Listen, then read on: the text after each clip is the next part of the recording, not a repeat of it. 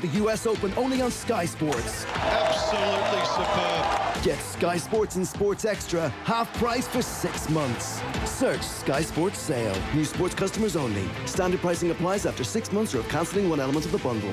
Minimum term and further terms apply. As we learn to live with COVID-19, sport and fitness for your family are more important than ever. At the Sport Ireland campus in Blanchardstown, our facilities aren't just for elite athletes, but the community as well. So, for European Week of Sport, we're hosting an open week from September 24th for families to try out a new sport and fitness experience together. So join Dad for gymnastics or Mum for rugby with over 20 different options. Check sportirelandcampus.ie for more. You ain't shit! I wish I was 50 years younger and I'd kick your ass.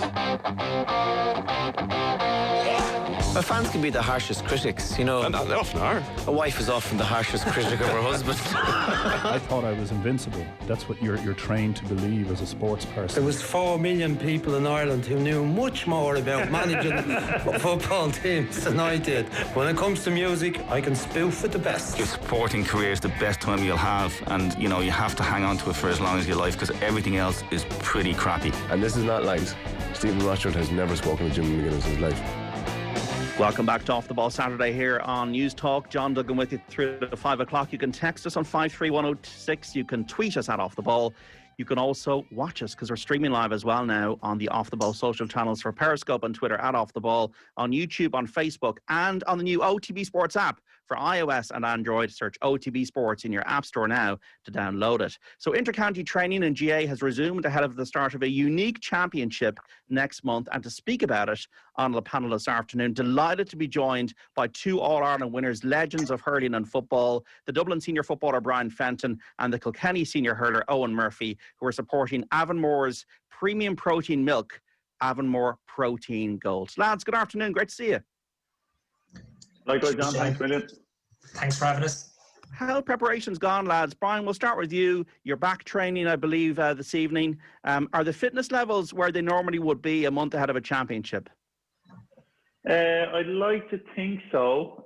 Yeah, we're just now. I know Owen is still involved on the club scene. We got to Dublin quarter final against Ballybowden and sort of brought them to sort of the pin of their collar, and it was a great sort of run for us. But we're back in now. Fitness wise, not too sure. I think we'll see now once, say, Brian Cullen and the Dublin camp lands us with our first fitness test. Mentally, I think I'm okay, but could go either way, to be honest with you. And how are your fitness levels, Owen? Have you been doing a lot of skill work off the back wall the last few months?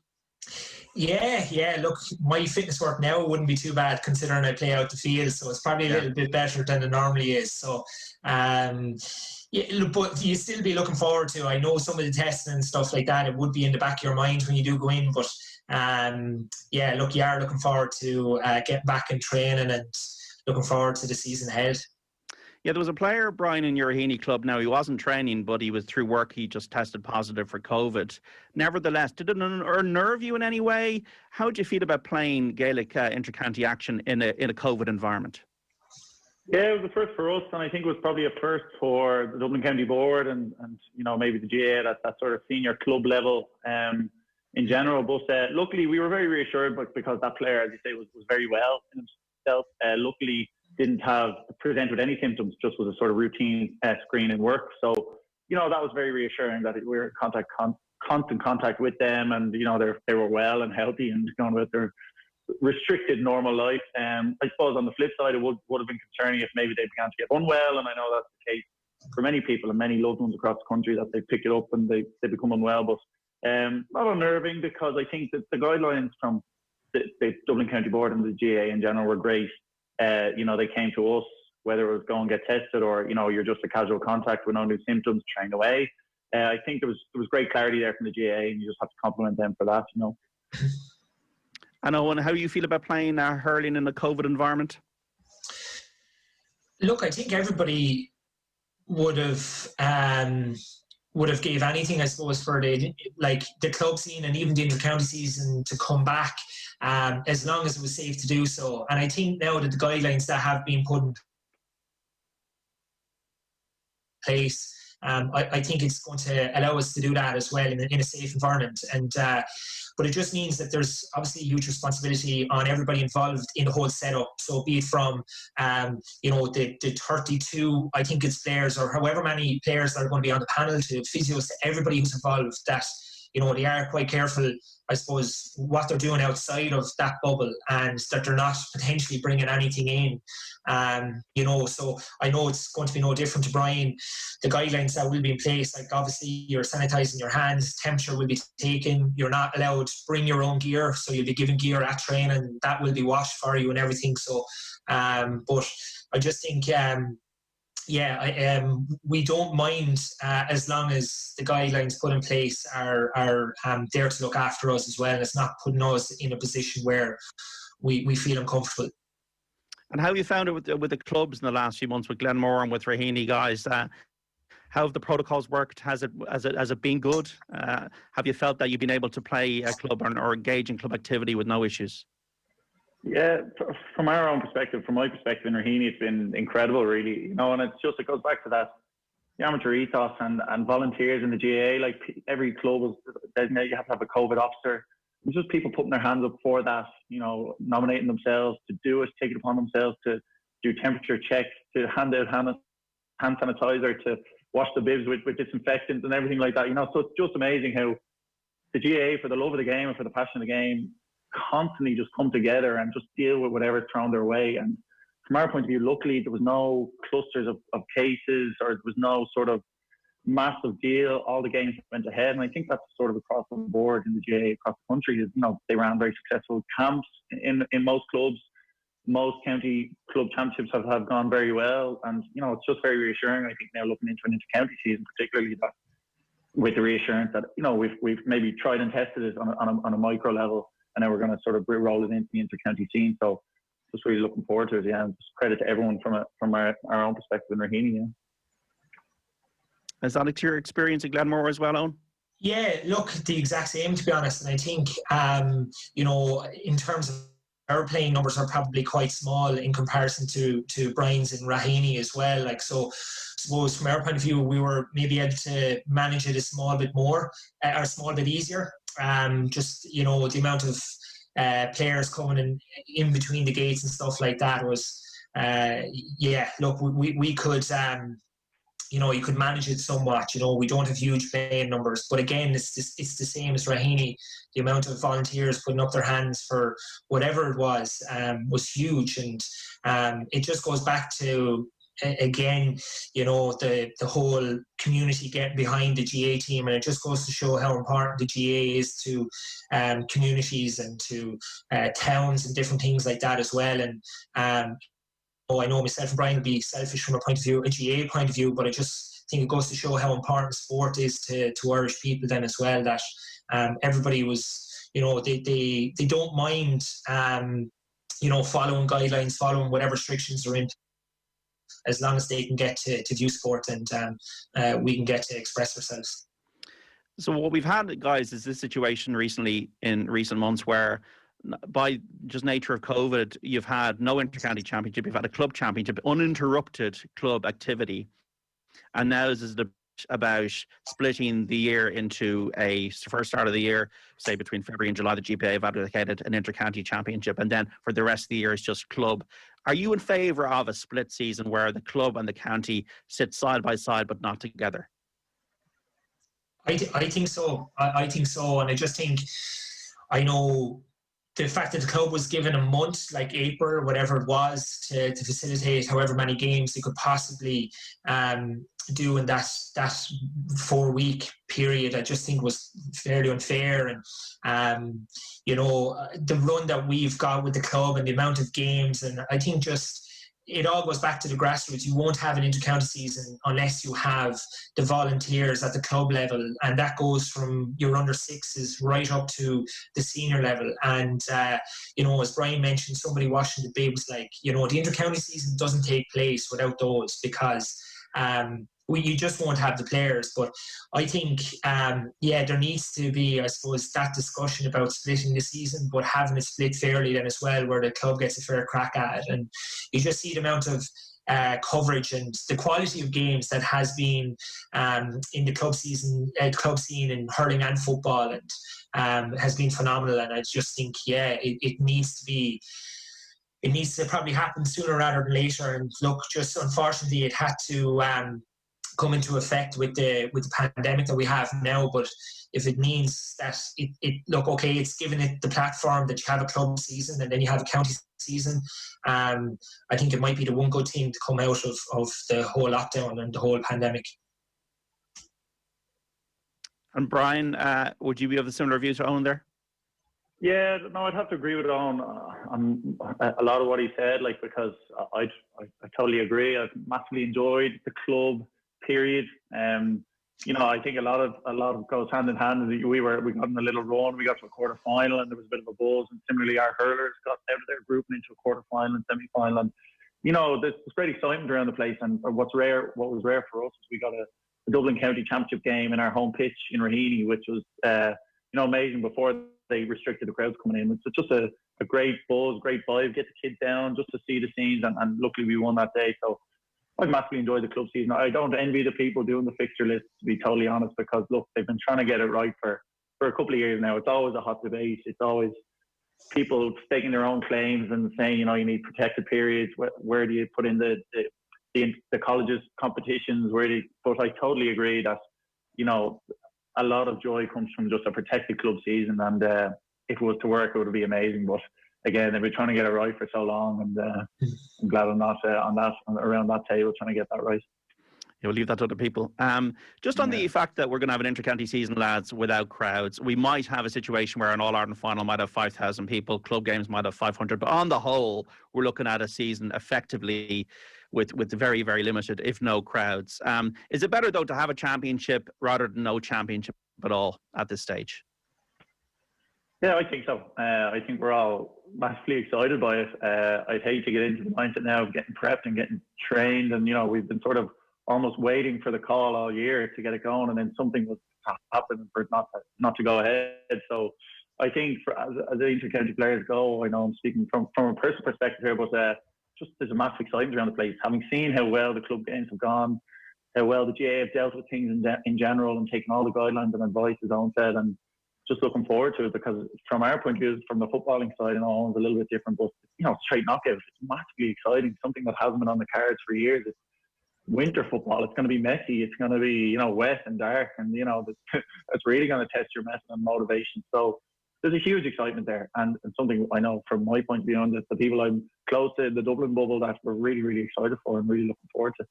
This is Brian Fenton, has won 5 All-Irelands in a row, 36 times, unbeaten, never lost a game in the championship.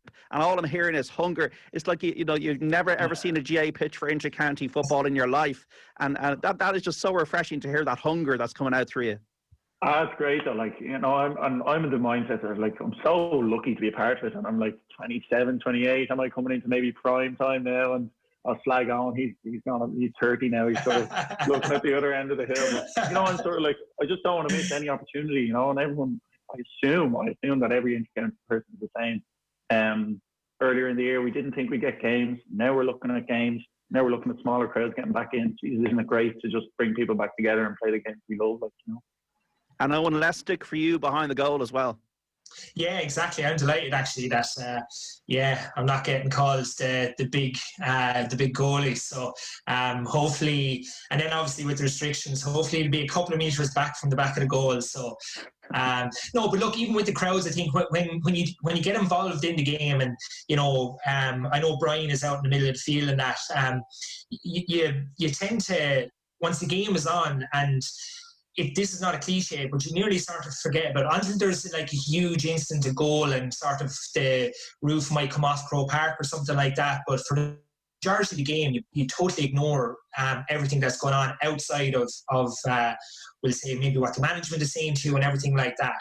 And so I just think with the games and stuff like that, it's going to be no different in terms of how people will approach it or anything like that. You'd much prefer to play in front of a packed Croke Park, but look, that's not going to happen. And, you know, Brian mentioned there, like, you know, it looked like there was a point where there was going to be no club scene or no county scene. So I just think now that the fact there is going to be something, it just has revigorated everybody that's involved in the GA, and really, really looking forward to it. Yeah, I'd have to agree with Owen there, John, because it's just, you know, I would have been of the opinion that, you know, you have to play games with crowds, and obviously there's the benefit of that, but having played the club games again, maybe in Parnell Park on a much smaller scale, that Owen's right, you're just so focused on the next ball and winning the game and sticking to whatever tactical setup you're doing, that you do almost forget about the crowd until that big moment, until that big goal or whatever, that they might break your focus. But like it's no different for us as players. I think, you know, we're gonna focus on the performance and the game, and really putting a good performance together and coming out of there with a victory from certainly a Dublin perspective. Yeah. And we're seeing that as well. I'm seeing, like, on your Twitter page there, Owen, you're a big Leeds man, and Leeds were back there last weekend against Liverpool in the Premier League. No crowds. I don't know who you support, Brian. Who do you follow, Brian? United, but I'm a secret, like, sort of very secret Leeds supporter. Not anymore.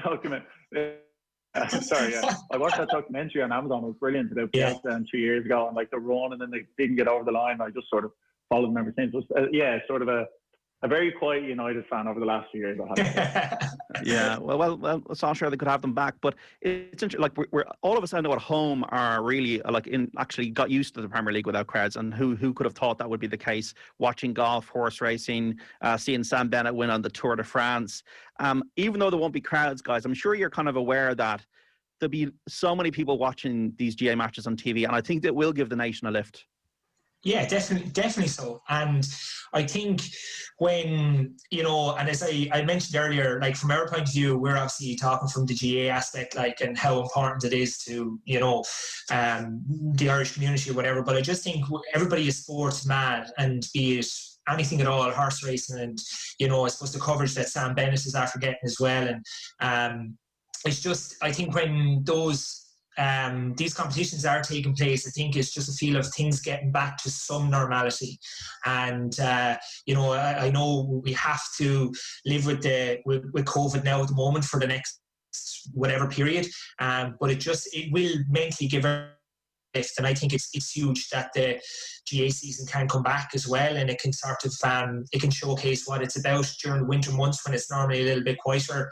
And I think from our point of view, it's back to when, you know, when you were younger, you know, underage and stuff like that. Like, you didn't, you know, you don't play like in front of huge crowds. You play like literally because you love the game. And, you know, I don't think, to be honest, playing as an intercounty player is any sacrifice. I think, you know, I'm quite privileged, you know, similar to what Brian said there, like getting an opportunity to line out for the intercounty team. It's only a select few over, you know, over the season get chosen to, you know, put on a Kilkenny jersey. So I think it's back to sort of that feeling when you're a young lad, just that excitement, and it's just going out and expressing yourself.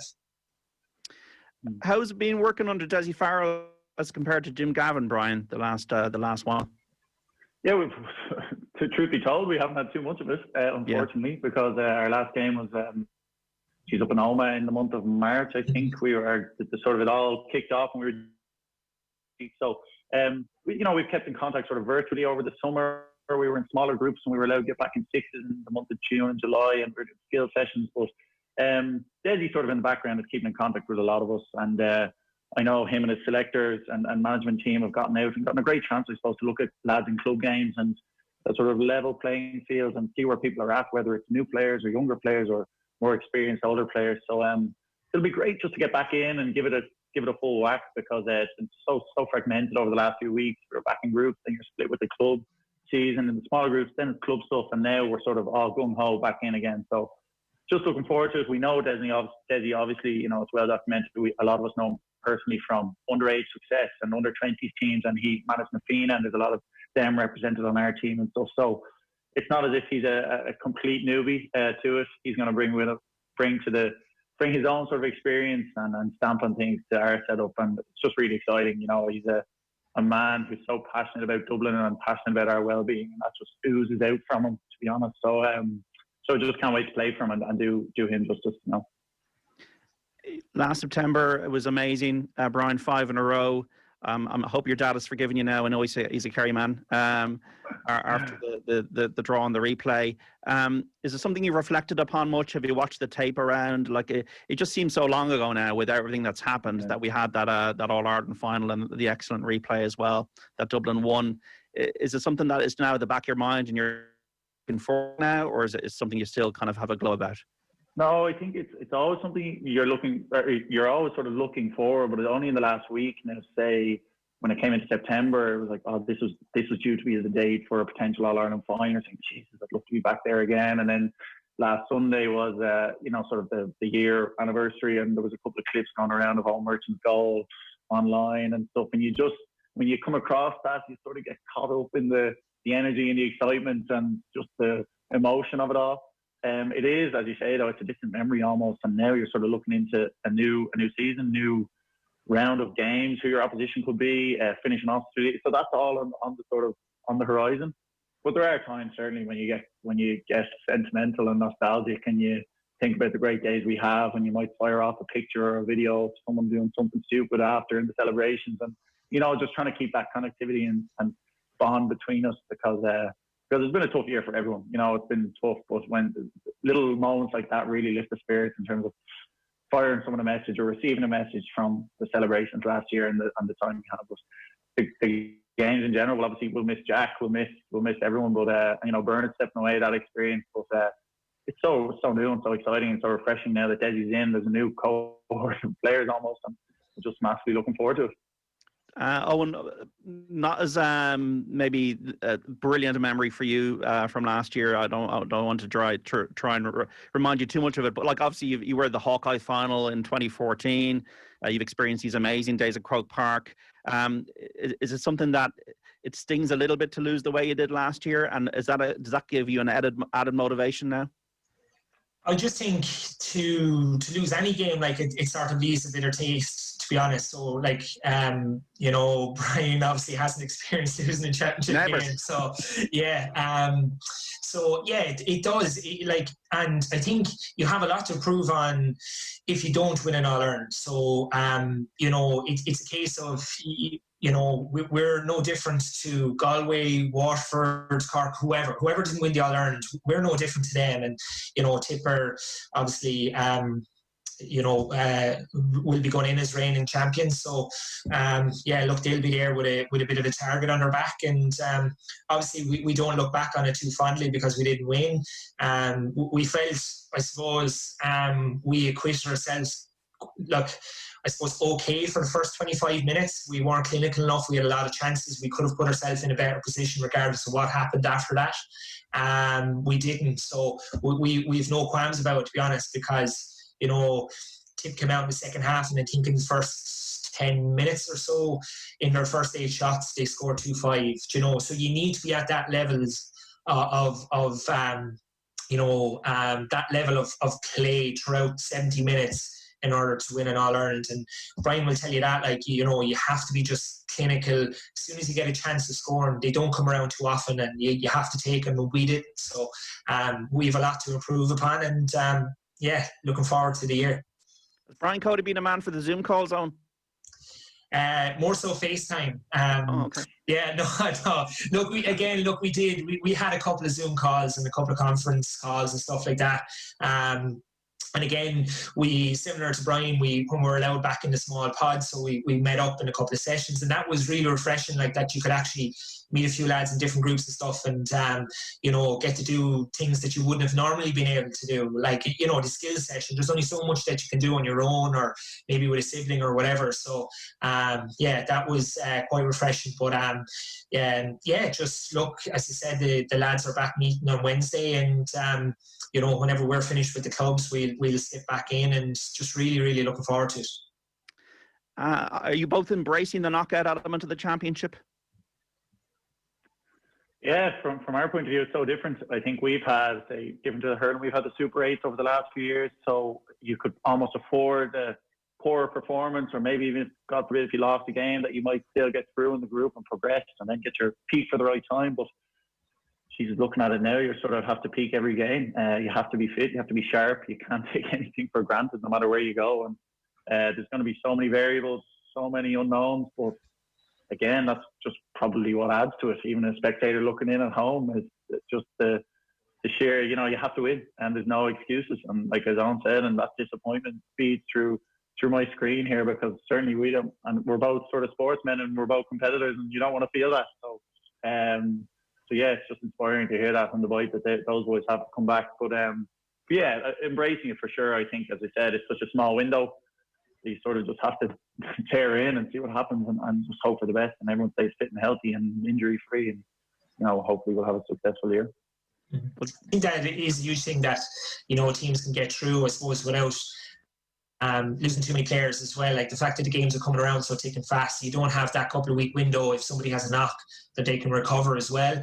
And from, I suppose, the way the hurling championship is set out, like obviously the most direct route is going to be the most convenient one. I suppose the less games you play, the less chance you have of losing essentially, and the less you have of losing key players to injuries and whatnot as well. So yeah, look, we're looking forward to it as well. It's a bit different. We'll have a second chance, but then you're back into the mix of, with the Munster teams and whoever loses between Galway and Wexford as well. So it's not going to be a case that you're going to get any easy game in the back door. So the most direct route is certainly going to be the most easiest one to take. I'm just kind of thinking about Jim Gavin and Brian Cody, and Dessie Farrell obviously now has taken over Dublin. Brian, I'm looking at 17 All-Irelands between Jim Gavin and Brian Cody, and I'm like looking at the extracts, obviously Bernard Brogan's book that he's brought out this week, Brian, and talking about like how Jim just had to give him the news quite directly about not being involved in the semi-final panel last year. Then he was back for the final. I remember hearing David Hershey there, Owen, just speaking about like just the straight nature of the way Brian dealt with whether you were in or you were out. Your experience of playing with under Jim Gavin and Brian Cody, Owen, what is it like? What is it? Just very much about performance and that's it? Is it just straight down the line, and that if you perform, then everything should be okay, and that's the only thing you really need to look after? Yeah, go ahead, Owen. Oh, sorry.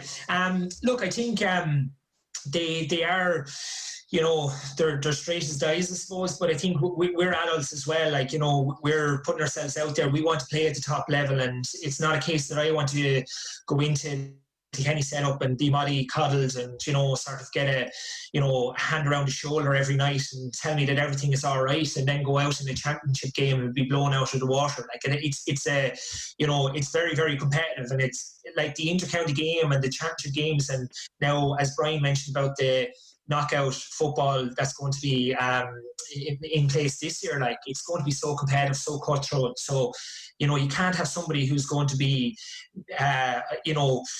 maybe thinking that they're better than they are going and stuff like that. So I like if things are not going well and we're told it's not going well. And then obviously on the flip side, if things are going well, you're told where it's going well to keep obviously doing that. And then, there's other areas you're told to improve upon.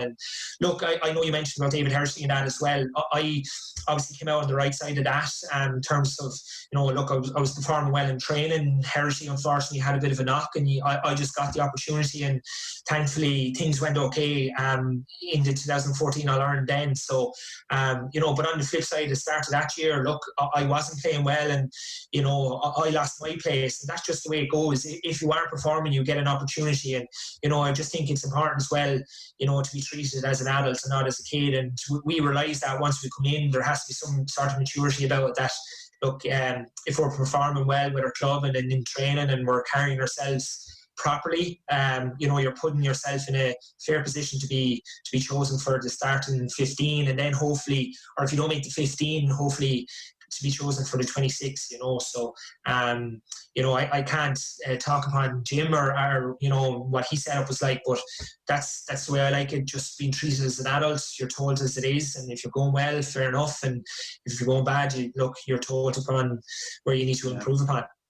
Yeah, I totally agree with Owen there. I think I've never met Brian Cody, but I assume himself and Jim Gavin are sort of cut from the same cloth, and Owen's totally right. Like, there's no room for sentiments. We're all sort of driving it on, pushing standards, and we don't. Owen's just summarised it perfectly. We don't want to be mollycoddled. We don't want to be told, "Oh, you're a great fella, but look, you're not starting." You want it straight down the middle.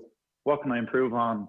how can I get better? What can I do to get on the bus or get on the team or, maintain my place? And we're the same, even as starters, you're sort of always looking for that feedback to say, how can I, keep pushing on, keep moving on, keep improving? And it's just testament to maybe both groups and the cultures and created by the managers. But I think, and maybe even I haven't read Bernard's book now. I've seen a couple of excerpts and stuff, but it's that sort of, there's no room for sentiment at the highest level of sport, albeit an amateur game. You just have to be cutthroat. You look last year, Eoin Murphy was thrown in an All-Ireland final and was probably winning it a game for us, whereas the week before Jack was shot the lights out and then was injured for the second. Everyone is replaceable and it's always a sort of moving parts. And I think, Jim, it was just business-like, and I think that's ultimately the reason for our success.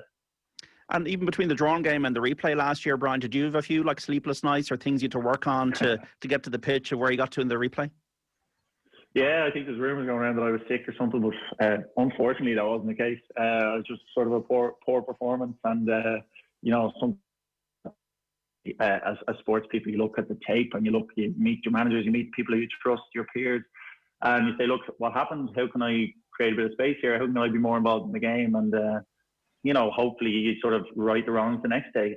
But again, in those scenarios, if you've been closely marked or whatever the scenario may be, that you try and add to the team as best you can, whether it's just even a knockdown or a tackle or, winning a kick out or breaking an opposition kick out or whatever it may be, that you might not get 40 possessions or you might not score 2 or 3 points from midfield, but you can still have a huge impact on the game.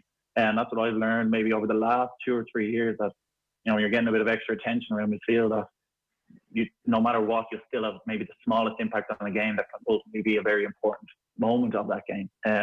For example, nothing was planned but Eoin Murphy's goal straight after half time.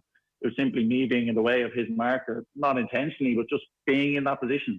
Tagged, and he was 10 yards behind, and then sort of David Moran had to track him, and Eoin got in for the goal, So it's just amazing. At the smallest margins, you might not be having a good game, but there's always something that you can try and do to help the team in that scenario. So, and luckily, sort of we made that bit of history last year. Absolutely, and it could be a puck out from you, Eoin, rather than a save that people, they saw the save, they saw the beautiful thing, but it could be the puck out or the precision nature of the delivery to somebody that can make the difference. Exactly, yeah, and it's the small things. And I think if you can have somebody, a panel of players there that are, constantly looking for the best out of themselves, and then obviously how can they, give everything possible to the team, be it, I suppose, getting a block, getting a hook in on somebody, or, dispossessing somebody or something like that, and it could be anything at all. But if you can have, a group of players, a panel of players who are in that mindset, you won't be too far away. And as you said, from my point of view, it could be something small. I could be, taking a hand pass off Huey Lawler and literally hand passing it out to the corner back, getting us out of trouble and stuff like that. So it's the small things that will accumulate to, I suppose, a better result maybe at the end of the game potentially.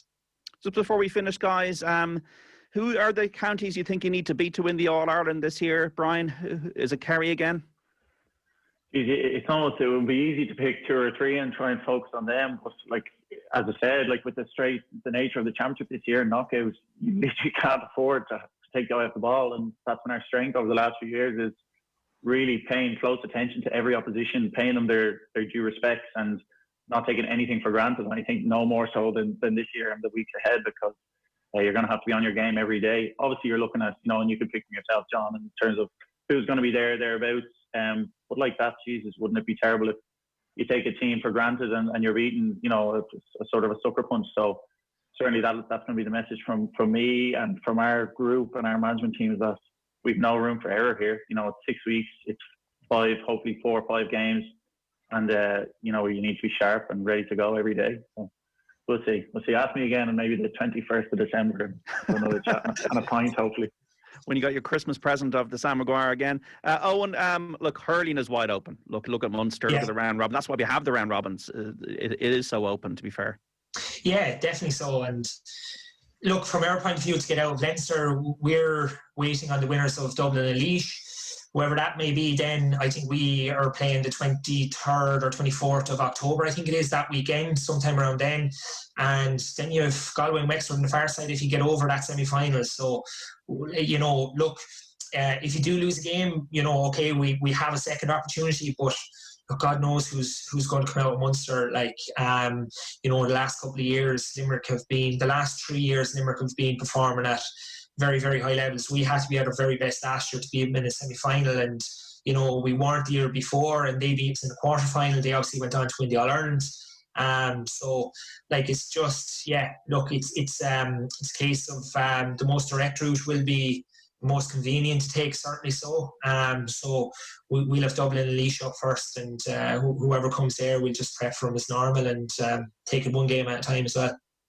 Just from the pair of you, what I'm getting the sense through this conversation is, when you come onto the panels, like maybe whatever, yourself, Brian, say 2015, or Eoin, when you're back in like say 2011, whatever, like that, I get the sense that you're taking leadership roles within your camps, and that you're not afraid to say things. I'm sure within the dressing room that you're adding a lot more than you would have been a while back. Would that be accurate? Yeah, I think naturally that will be the case. Like in any way of life, at first day of school, you're always sort of more nervous and quiet, and then as the years go on, I think that was the case for me. But luckily, you know, and that's something that I've tried to emulate now, maybe with younger lads coming in, is you're sort of very quickly taken under the wing and always encouraged to sort of voice your opinion. And whether you're a starter or a panelist, or, you know, if you didn't even make a matchday squad, you might need someone to give a bit of feedback. And I think it's important, because if it's just the same fellas, I'm sure Kilkenny are the same, but like, if it's just the same fellas talking, you almost will switch off. But if it's newer voices, newer ideas, constant sort of collaboration and teamwork in meetings, whatever it is, that will serve you well. So yeah, from my point of view, I'm conscious that, you know, maybe getting into the upper age limit of a Dublin panel and sort of trying to give as much as I can. And, you know, there might not be long left. Hopefully there's a couple of years left, but, you know, you never know. So just trying to give as much as I can, really showing how much it matters to me personally, and how much we care as a group of players, and really just try and get that message out there, and try and encourage younger lads as well, newer panelists, to have a voice as well. Yeah, same as well. You know, Brian mentioned it there as well. It's very important that everybody sort of has some sort of an input, because somebody could see something that, you know, 5 or 6 other fellas mightn't see. So, you know, or a different idea of how maybe to set up on the day of a match or whatever it is. And yeah, so it is very important that everybody has an input. And as soon as you come in, you have to be made feel part of the panel, because you don't want anybody to feel alienated in any way at all. They want to feel like that they're a part of it, and they will have an input. And then if they do feel that they're part of it, they're more likely then to give feedback, whether it's positive or maybe constructive. And just to finish, lads, obviously you're supporting having more protein goals. What is the match day meal, the diet? Like, what is the daily diet of an intercounty hurler and a footballer? If you asked me a couple of weeks ago, I might have something different to say. Nowadays, it's a lot more conscious of food and health, and, you know, ultimately we're sort of machines in many ways. What you put in, you'll get out, and so sort of conscious of that now. I'm going to do my weekly shop, and it's the healthier stuff, the healthier oils, the healthier items. So look, a match day could be anything from your bowl of porridge to your couple of berries, to your granolas, to your pastas, rice, everything that, you know, we all know. And then as well as that, part of the training routine for me would be a sort of a release and a cheat meal, and maybe after a big game or a big training session to have that pizza snuck into the schedule somewhere as well. But yeah, look, we're all sort of ultra conscious now, and I think there's a huge bank of education there for even younger players and club teams and everything to reach out to, and really what you will perform, about how you prep. You'll perform as well as you prepare, I think, and that is your diet, all the work you put in the background, and almost all the sort of health and well-being and nutrition. Yeah, definitely, and probably now more than ever then as well, with the games coming around so quickly. Like, you know, I suppose what you put into your body, and obviously how you recover then as well, is going to be vitally important. So it's going to be now more than ever, I suppose, this year with the games and stuff like that. It's going to be the diet, and as Brian was saying, what you put into your body you will get out of. So we'll just have to stay out of the chippers and stuff like that. Well, I hope the Christmas dinner will be very, very sweet, and the dessert will be a piece of silverware on your phone or on the table, guys. Eoin Murphy and Brian Fenton. Kilkenny and Dublin, lads, you've been there before, and hopefully for your sake and for everybody, we've got a great championship coming up for 2020. You've been so good to share your time on Off the Ball Saturday on the panel this afternoon. Thanks so much. Speak soon. Cheers. John. Thanks, John.